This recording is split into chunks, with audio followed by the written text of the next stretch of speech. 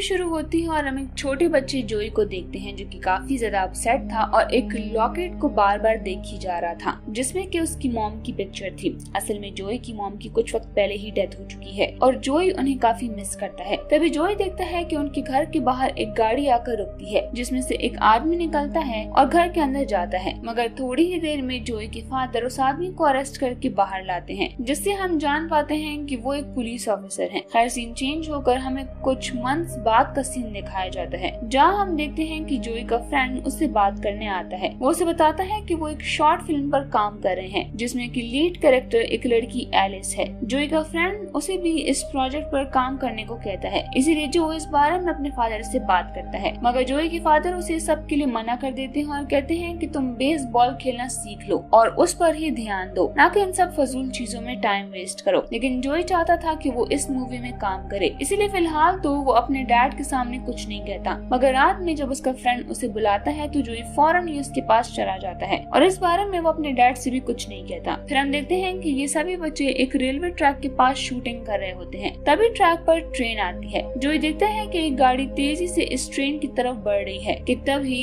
दोनों की टकराने से वहाँ पर बहुत बड़ा ब्लास्ट होता है और ट्रेन अपने ट्रैक से उतर जाती है और ब्लास्ट होने की वजह से आसपास भी तबाही होने लगती है। ये सभी बच्चे काफी डर जाते हैं और खुद को बचाने की कोशिश करते हैं। थोड़ी देर के बाद ये नोटिस करते हैं कि जो गाड़ी ट्रेन से टकराई थी वो बहुत ही बुरी हालत में है। पास जाने पर ये लोग देखते हैं कि इस कार में तो उनकी टीचर हैं। तभी अचानक उनकी टीचर को होश आता है। वो इन पर गन पॉइंट करते हैं। वो पूछते हैं कि तुम लोग कौन हो और यहाँ पर क्या कर रहे हो। तब जोई का फ्रेंड उन्हें कहता है कि हम आपके स्टूडेंट्स हैं, क्या आप हमें नहीं जानते। उनके टीचर को सब याद आने लगता है और फिर वो घबरा कर उन्हें कहते हैं कि यहाँ से जितना जल्दी हो सके चले जाओ। अगर उन सब ने तुम्हें यहाँ देख लिया तो बहुत ही बुरा होगा, तुम सबको ही वो मार देंगे, यहाँ से चले जाओ। तभी जोई नोटिस करता है कि वहाँ पर एयरफोर्स की कुछ गाड़ियाँ भी आ रही हैं, इसीलिए वो सब वहाँ से निकल जाते हैं और फिर जोई का फ्रेंड सबको अपने अपने घर ड्रॉप कर देता है। घर जाने से पहले एलिस जोई को एक क्यूब देती है जो कि उसी इंसिडेंट स्पॉट पर उसे मिला था। फिर अगली सुबह जोई और उसका फ्रेंड न्यूज देख रहे होते हैं जिसमें कि रात होने वाले इंसिडेंट का बताया जा रहा था। वो देखते हैं कि उनकी टीचर को आर्मी वालों ने रेस्क्यू कर लिया है। तब जोई का फ्रेंड कहता है कि कल काफी अच्छे सीन्स शूट हुए थे, इसलिए मैं चाहता हूँ कि ये फिल्म रुके नहीं, मैं इसे शूट करना चाहता हूँ। लेकिन एलिस रात होने वाले इंसिडेंट की वजह से काफी डर चुकी है, इसीलिए वो शूटिंग के लिए नहीं मान रही है। तब जोई कहता है कि तुम फिक्र ना करो, उसे मैं मना लूंगा।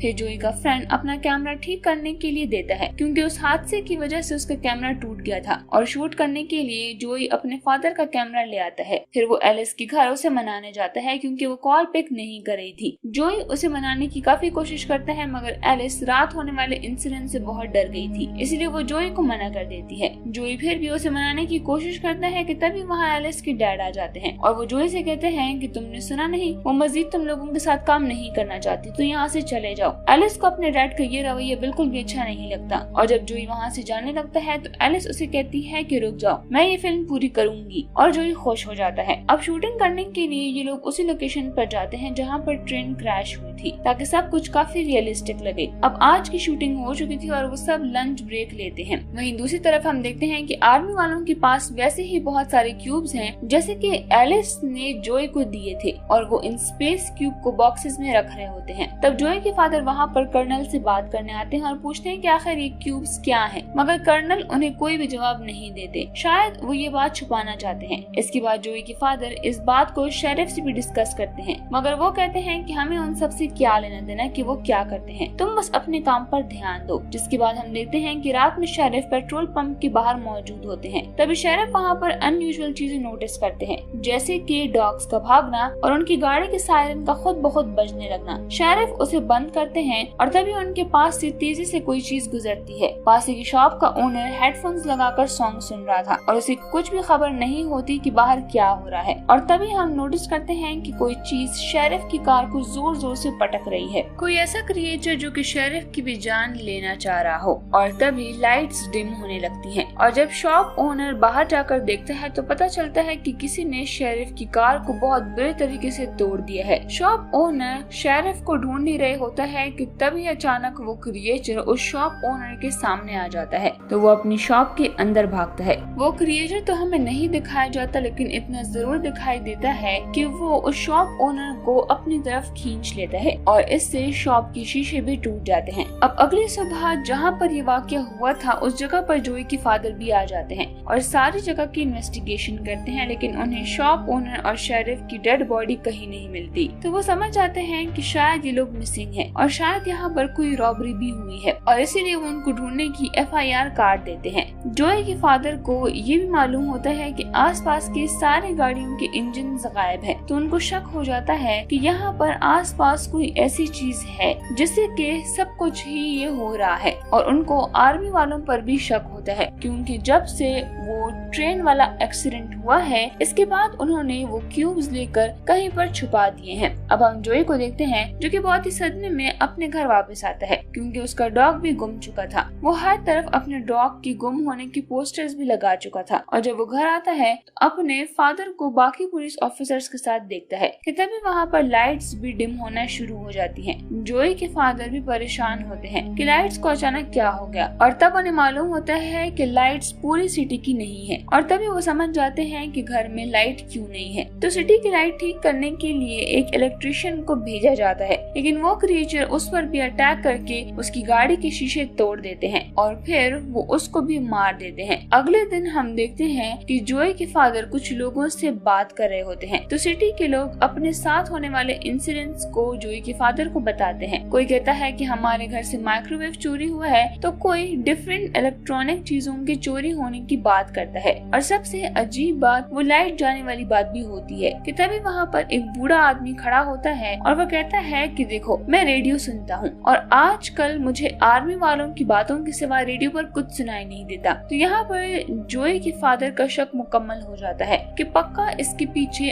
आर्मी फोर्स वालों का ही हाथ है। वो पुलिस स्टेशन आकर रेडियो को ऑन करने को कहता है कि तभी उसको एलिस के फादर भी मिलते हैं जिन्हें चोरी के इल्जाम में वहाँ पर लाया गया था, लेकिन वो वहाँ से रिहा हो गए थे क्योंकि उनका इल्जाम सही प्रूव नहीं हुआ था। लेकिन वो जाते जाते जोई के फादर से कहते हैं कि अपने बेटे से कहो कि वो मेरी बेटी से दूर रहे। फिर जोई और उसके फ्रेंड शूटिंग कर रहे होते हैं। जोई के फादर उसे देख लेते हैं और उसे अपने साथ घर ले आते हैं और उसे एलिस से दूर रहने को कहते हैं। ये सुनकर जोई रोने लगता है। वो सीधा कब्रिस्तान जाता है, अपनी मॉम के ग्रेव के साथ बैठकर वो रोने लगता है। लेकिन साथ ही वहाँ पर एक कॉटेज होता है जिसमें कि उसे अजीब सी आवाजें भी आती हैं, जिसको सुनकर वो घबरा जाता है। दूसरी तरफ हम जोई के फादर को देखते हैं जिसे कि कर्नल ने बुलाया होता है क्योंकि जोई के फादर ने उसे बता दिया था कि मैं सब कुछ जान चुका हूँ। जैसे ही वो उनके बेस में जाता है तो वहाँ पर सोल्जर्स उन्हें एक रूम में बंद कर देते हैं। अब अगले दिन हमें उसी कर्नल को उस चिल्ड्रन बायोलॉजिस्ट के पास देखते हैं। कर्नल उसे बोलता है कि मुझे अब बताओ कि तुम उस क्रिएचर के बारे में क्या जानते हो जिसने की पूरी सिटी में तबाही मचा दी है। तो वो डॉक्टर उसे कुछ भी नहीं बोलता, जिस पर कि वो कर्नल गुस्सा हो जाता है और वो अपने आदमियों को कहता है कि इसे मार डालो और वो लोग उसे मार भी डालते हैं। दूसरी तरफ जोई अपने घर में अकेला होता है कि तभी उसके पास एलिस आती है। एलिस देखती है कि जोई अपने घर में अकेला होता है तो तभी वो ऑब्जर्व करती है कि एलिस ने जोई को जो क्यूब दिया था जो कि उसे ट्रेन से गिरा हुआ मिला था वो अपने आप ही हिलना शुरू हो गया है और खुद ही बाहर कमरे से निकल जाता है। ये इनके लिए बहुत ही स्ट्रेंज था क्योंकि एक नॉन लिविंग थिंग खुद से ऐसे मूव कैसे कर सकती है। अब इतनी ज्यादा रात हो जाती है, एलिस अपने घर जाती है, लेकिन उसके फादर उसे बहुत ही डांटते हैं कि तुम भी अपनी मॉम की जैसी हो, अगर तुम्हें नहीं पसंद घर पर रहना तो चली जाओ घर से। एलिस ये सुनकर बहुत दुखी हो जाती है, अपने साइकिल लेकर बाहर चली जाती है। लेकिन तभी एलिस के फादर को एहसास होता है कि उसने कुछ ज्यादा ही बोल दिया और वो कार लेकर उसके पीछे जाते हैं। रास्ते में एलिस के फादर की कार किसी और कार से टकरा जाती है और उसका बहुत ही बुरा एक्सीडेंट होता है और कार के सारे शीशे टूट जाते हैं। एलिस के फादर बहुत ही जख्मी होते हैं और इससे पहले कि एलिस अपने फादर को देख पाती वहाँ पर वो क्रिएचर आ जाते हैं जो कि किसी टाइप के एलियन थे। एलिस बहुत ही ज्यादा चिल्लाती है और अपनी बेटी की आवाज सुनकर उसके फादर उसके पीछे भागते हैं, लेकिन वो क्रिएचर उसको अपने साथ ले जाते हैं। उधर दूसरी तरफ जोई के दोस्त ने जो टेप रिकवर होने के लिए दी थी वो तैयार हो जाती है और फिर जब वो लोग उस टेप को लगाते हैं तो उन्हें वो रात वाला इंसिडेंट नजर आता है। साथ ही उनको कोई एक चीज भी दिखाई देती है जो कि एक क्रिएचर होता है जो कि उन्हें उस रात नजर नजर नहीं आया था। उधर हम आर्मी फोर्स को देखते हैं जो कि फॉरेस्ट में आग लगाते हैं। पूरी सिटी में हलचल मच जाती है। जोई और उसका फ्रेंड भी साथ ही होते हैं। वो बहुत ही घबराए होते हैं। उन्हें एक बस में बिठाकर कहीं पर छोड़ दिया जाता है जहाँ पर बाकी सारे लोग भी होते हैं। तो जोई के फ्रेंड को उसकी मॉम मिल जाती है, लेकिन जोई को उसके फादर नहीं मिलते। तो वो कहता है कि मैं अभी कहाँ पर जाऊंगा। तो वो अपने फादर को ढूंढने लगता है। उसे अपने फादर तो नहीं मिलते, लेकिन उसे एलिस के फादर मिल जाते हैं। वो उसे पूछते हैं कि एलिस कहाँ पर है। ये बच्चे सबसे पहले अपने स्कूल जाते हैं और अपने बायोलॉजी टीचर के लॉकर को खोलते हैं, जिसमें काफी सारे टेप्स और वीडियोस पड़ी होती हैं, जिनको प्ले करने से इनको मालूम होता है कि इनके टीचर पहले एयरफोर्स में हुआ करते थे और ये जो क्यूब्स ट्रेन से गिरी थी ये सब इन्हीं पर एक्सपेरिमेंट कर रहे थे। और ये नहीं बल्कि वो लोग उस क्रिएचर और एलियंस पर भी एक्सपेरिमेंट कर रहे थे जो कि इनको बहुत ही ज्यादा हर्ट करते थे। इन एलियंस को एक लॉकर में बंद कर दिया जाता था और जब इनकी बायोलॉजी टीचर इनके केज के करीब गए तो उन्होंने उन्हें अपने हाथों से पकड़ लिया और ऊपर उठाकर कहा कि हमें घर वापस भेज दो, हम यहाँ पर बहुत ही तंग हैं, हमें हमारे घर वापस भेज दो। टीचर भी समझ आता है कि इनका यहाँ रहना मुश्किल है। उन्होंने ये डिसाइड किया कि वो एलियंस को बचाएंगे, लेकिन इतनी ही देर में वहाँ पर आर्मी आ जाती है और जोई और उसकी फ्रेंड को पकड़ लेती है और उनके साथ जो लड़का आया था वो किसी तरह से खुद को बचाकर जोई के फादर को इन्फॉर्म करता है कि आर्मी ने जोई और उसकी फ्रेंड को पकड़ लिया है। तो जोई के फादर फौरन ही वहाँ से निकलते हैं और एक ऑफिसर को मारकर वो उनका यूनिफॉर्म पहन लेते हैं। उधर वो एयरफोर्स अब भी बच्चों को एक बस में ले जाती है। अभी बच्चे बहुत ही घबराए हुए थे कि तभी वो क्रिएचर सारे शीशे तोड़कर अंदर आने की कोशिश करता है, लेकिन हम उसको ठीक से देख नहीं पाते। बस का बैलेंस भी खराब होने लगता है और वो 2 व्हील्स पर आ जाती है और चलने लगती है। इसीलिए ड्राइवर को लगता है जैसे कोई इनका पीछा कर रहा है और उनके पीछे पीछे आ रहा है और फिर बस के टायर्स भी पंचर हो जाते हैं। इसीलिए वो बस आधी रात को बीच सड़क में खड़ी हो जाती है।